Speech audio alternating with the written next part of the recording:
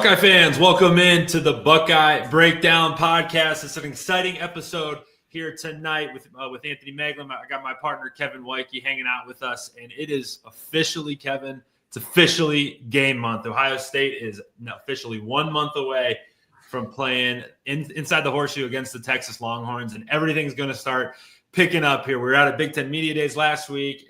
Kind of this week was that final week. We talked about it on our last show, that final week of summer for all the players. And it is now officially time, Kev, to start feeling like football, to start talking football. It is damn exciting. How are you, Kev, as we hit that last day of July and turn that calendar over to August? I'm feeling good. I feel bad for Brendan Gulick. You see his name on the ticker every day. He couldn't make it today. His apricot tree got uprooted in his backyard, so he's dealing with that.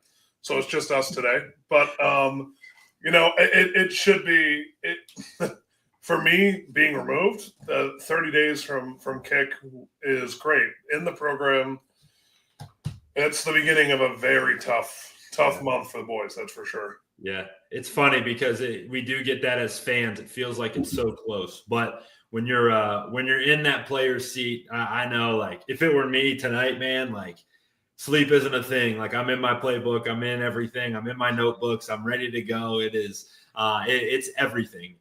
It is starting up because, hey, the Buckeyes are the defending, and I shouldn't say it like that, the defending national champions. And Coach Day talked about it at length last week at Big Ten Media Days. And I think that this can kind of be a good place to start, Kev, is their mindset going into this is not about defending this title.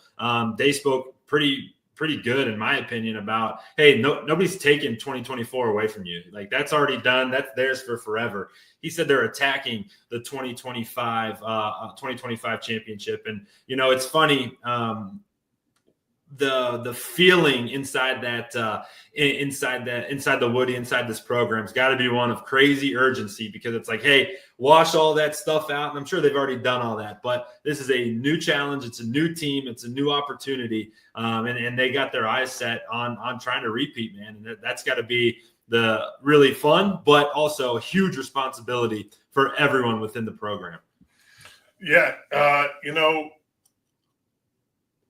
There really isn't many people in this program that played significant minutes that won that championship. There's a good amount, but looking back on the offensive side of the ball, you have Double T on the offensive line, and that's it. Well, I mean, obviously Carson came in towards the end of last year, but I mean, it was him. It's Double T. It's Jeremiah, Brandon, Carnell Tate. That's the foreign offense, and then it's Caleb Downs, Sonny Styles, and that's it on defense. Yeah. So it really is a full reset. Yeah. Whereas they went top-heavy like Clemson did in 2017, where they were very heavily senior in playing junior-oriented, and they won because of it. And the same thing happened last year. I mean, we rented a quarterback for a year, and it was the best rental I've seen in a long time, but that's just what it was. And that's one of the best grad transfer. That's like the old school grad transfer, but those guys never win championships. Yeah. He did. And now he's going to ruin my Sundays because I'm hearing good things out of Steelers camp, which is terrible, but good for him, terrible for the Browns.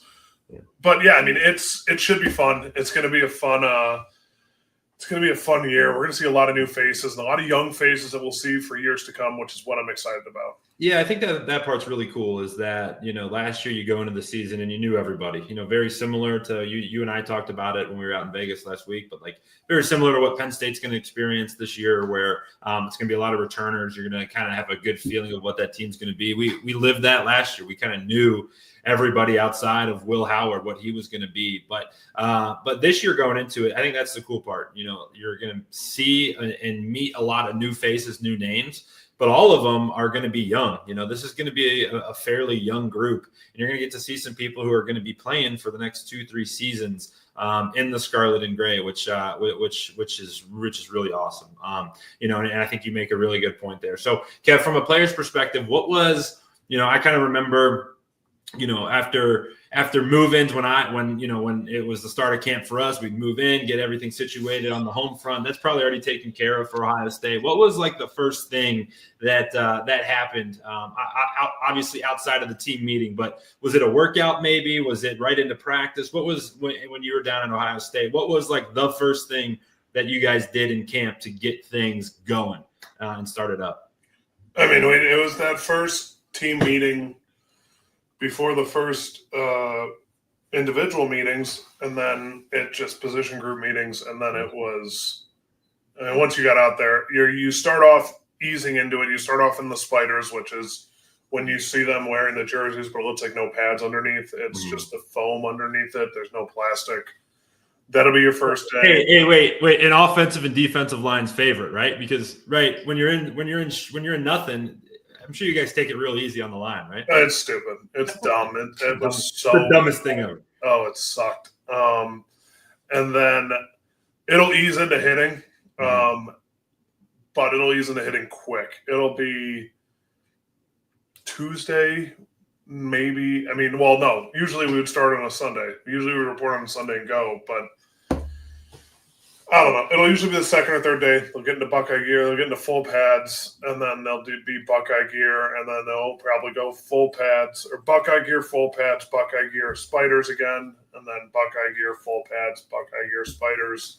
That was usually the iteration that we did to give your body a break from the nonstop hitting. But you got to get your body right. You got to get used to making contact. That's the hard part. That's the thing too. Not only do you have to get used to making contact, but you also have to get used to wearing all of the pads again, right? You put the helmet on. It's funny. Like I remember, like everyone get that red mark again, like, and your neck would be sore as hell because you're just not used to having 10 extra pounds on your head, and all of the things. Got to get used to playing with the shoulder pads on, throwing, catching, doing all that stuff. So it is fun, man, and it is that excitement is absolutely in the air. You look around and all the high school kids are back to practice.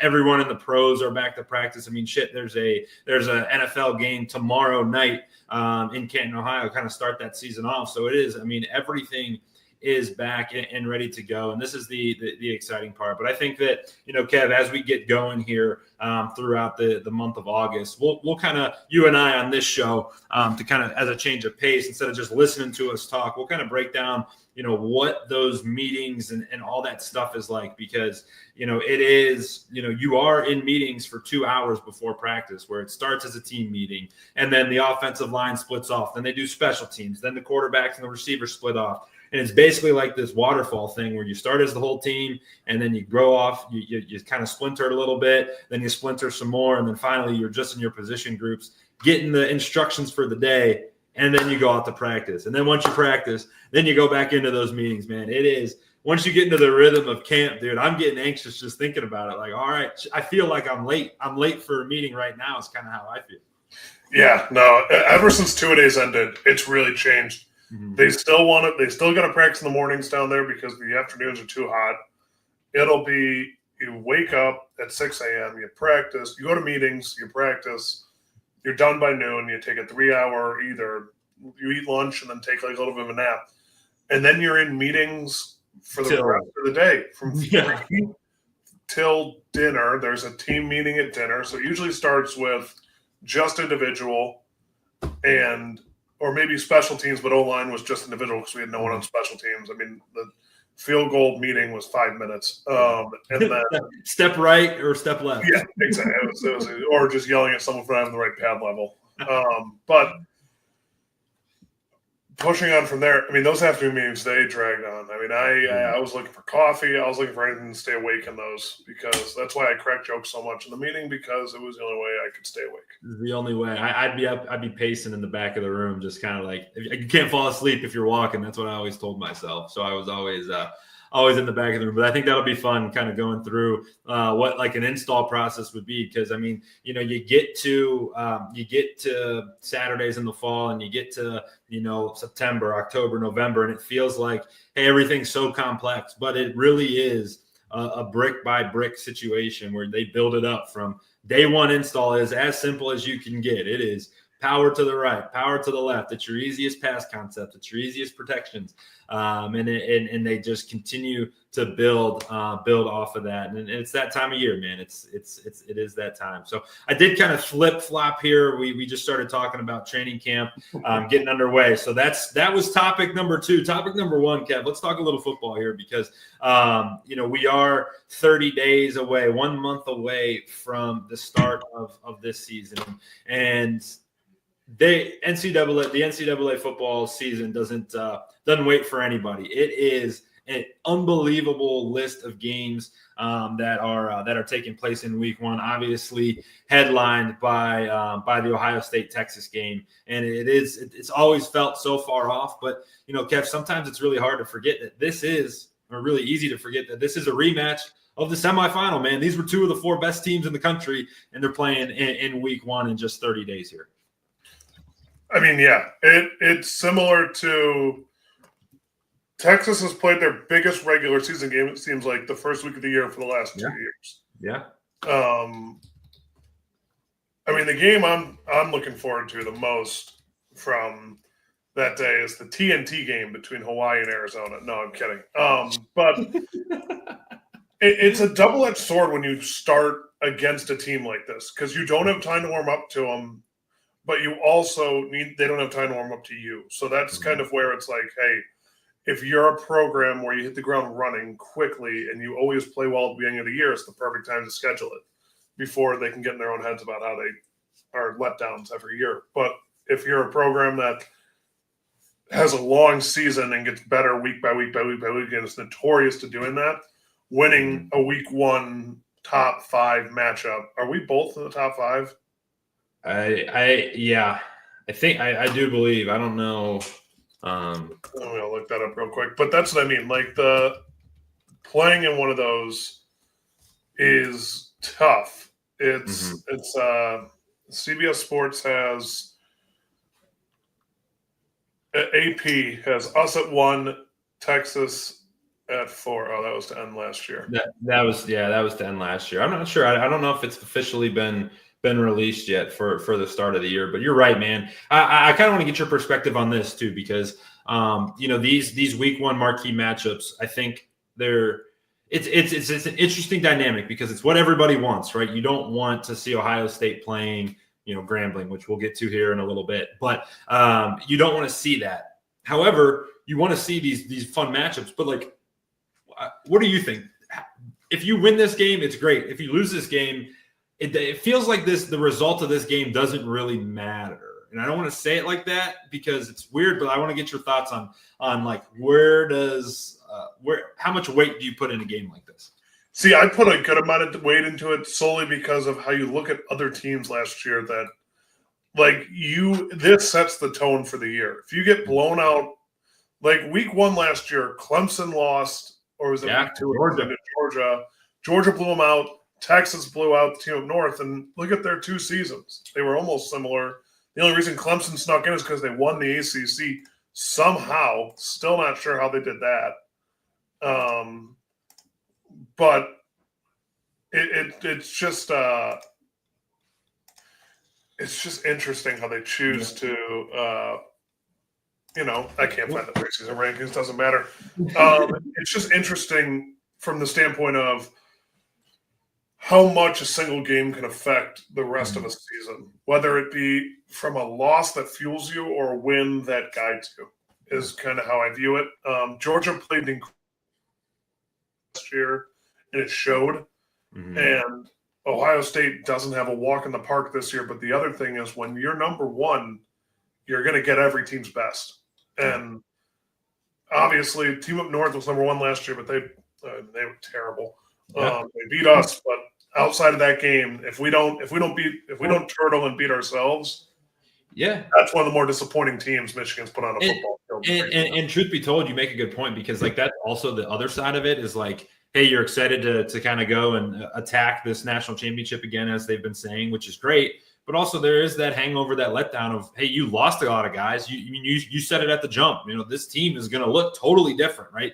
There's a real world where it doesn't look good for a couple of weeks. And there's a real world where maybe it doesn't look good at all. I'm not saying I don't believe that to be the case. I think that Ohio State's going to be really, really good again. But what if they're not? And you're going to do everything in your power. And I think that this program is built on a lot of the stuff that we've talked about this offseason, like culture, right? People aren't leaving this place. It's hard to, even in the recruiting, even in the NIL world, it's hard to get in. They're super selective, right? Because this is a very unique culture. It's a very unique place.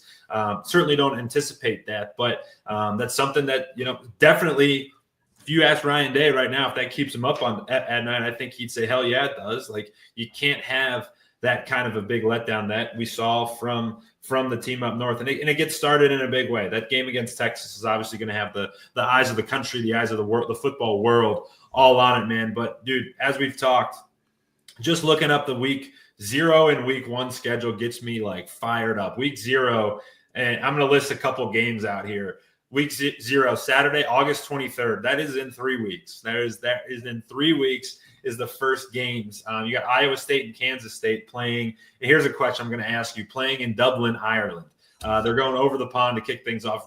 Very similar to last year when Florida State, if you remember, went over there. They DJ Uiagalelei. They were number 5 in the country. They got beat badly by Boston College.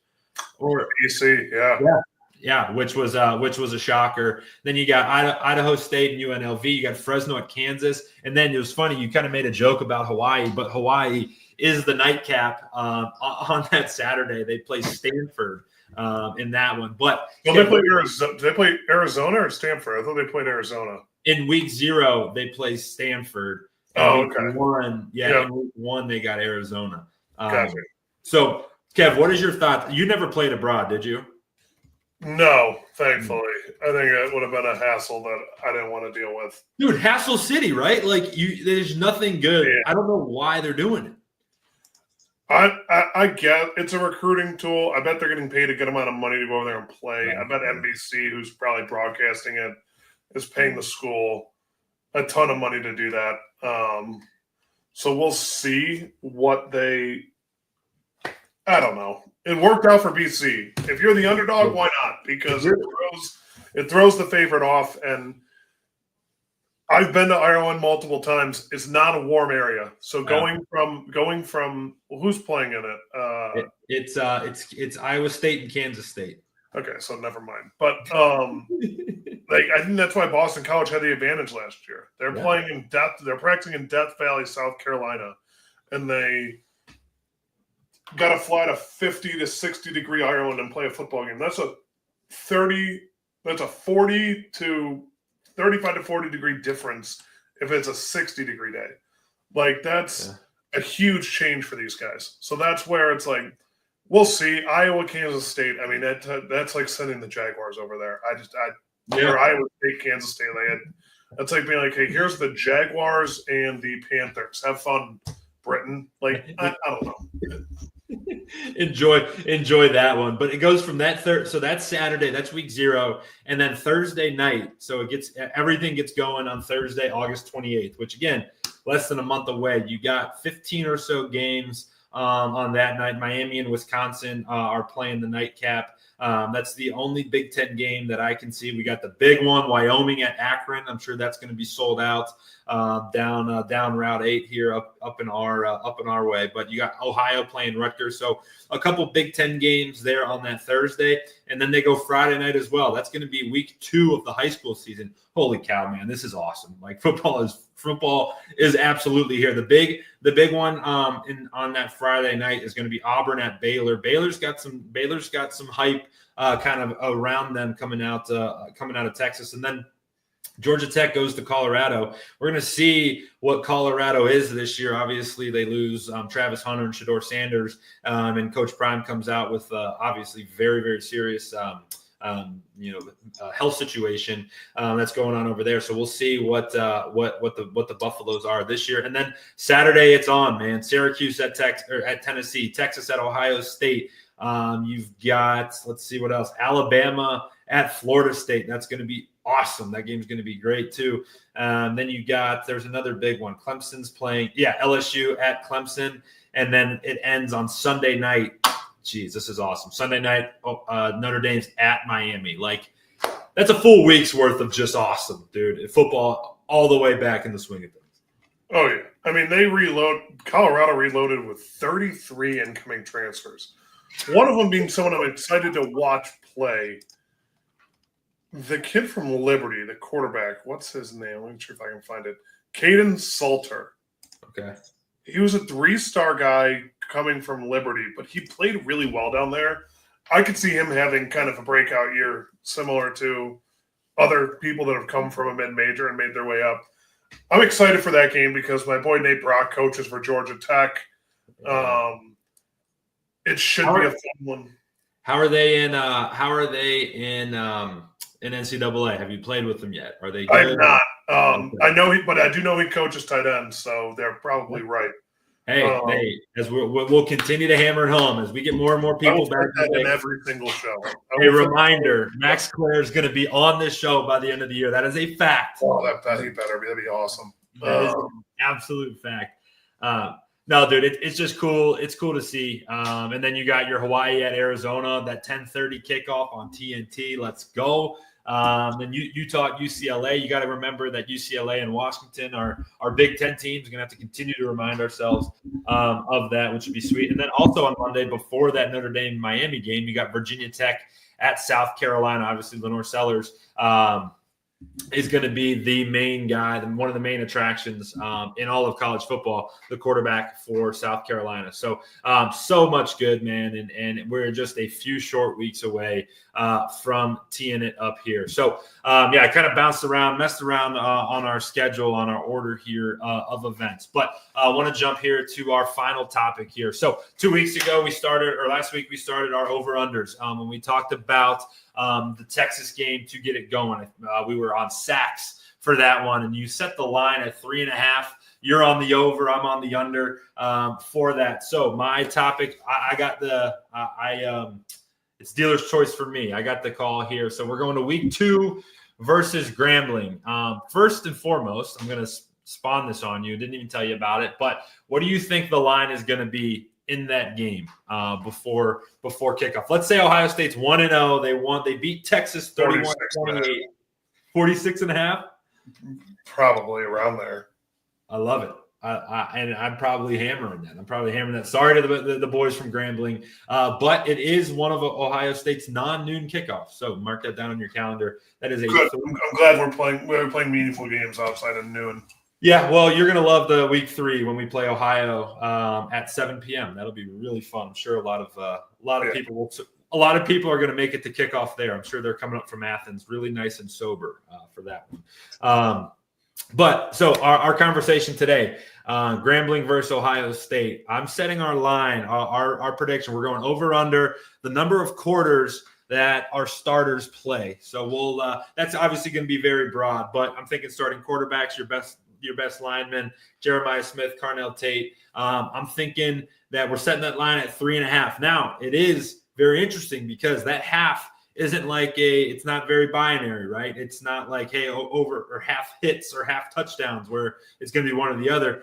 This thing can go up to 7 minutes and 30 seconds left in the third quarter. So, Kevin, you're up first. Are you going over or under? Our starters are playing more than 3.5 quarters.